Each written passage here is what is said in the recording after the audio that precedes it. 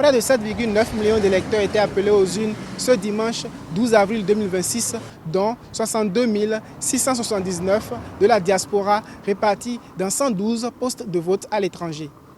À travers 17 462 bureaux de vote, le pays a testé pour la première fois le dispositif des élections générales couplé à un mandat présidentiel de 7 ans issu des réformes institutionnelles engagées ces dernières années. À Cotonou, les centres de vote ont ouvert dans un climat globalement calme. Au centre de vote du président de la République à Cotonou, Patrice Talon a accompli son devoir civique sous le regard des observateurs. Quelle que soit l'issue du vote, nous aurons tous la certitude que le Bénin a franchi un cap dans son histoire. Et c'est ça. Ce que les peuples attendent de leurs responsables dirigeants, c'est de porter la communauté à évoluer dans tous les domaines, y compris dans les domaines les plus délicats, les plus controversés. Alors vraiment, mon sentiment est un sentiment de satisfaction, ce que j'observe depuis quelques jours. Et je quitte la charge avec le sentiment d'avoir donné le meilleur de moi-même, d'avoir amené le pays à faire quelques pas dans tous les domaines. Sur le terrain, deux duos candidats pour les postes de président et vice-président de la République, dont Romuald Wardani, candidat de la majorité présidentielle, et Paul Moupé de l'opposition dite constructive pour la présidence.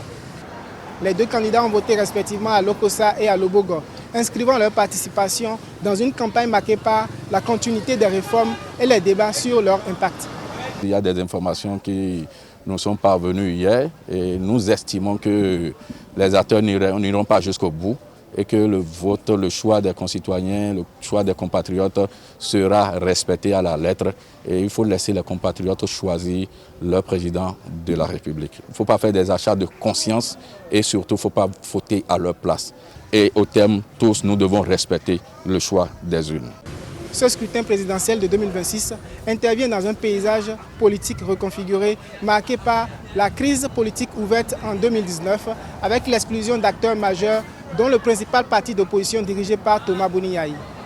L'invalidation de son duo candidat pour les élections générales de 2026 et les tensions internes accentuées par l'annonce de sa démission ont fragilisé le parti, provoquant des départs vers le mouvement Pacte républicain acquis à la mouvance. Par ailleurs, l'instauration de nouvelles institutions dont le Sénat redéfinit les équilibres politiques.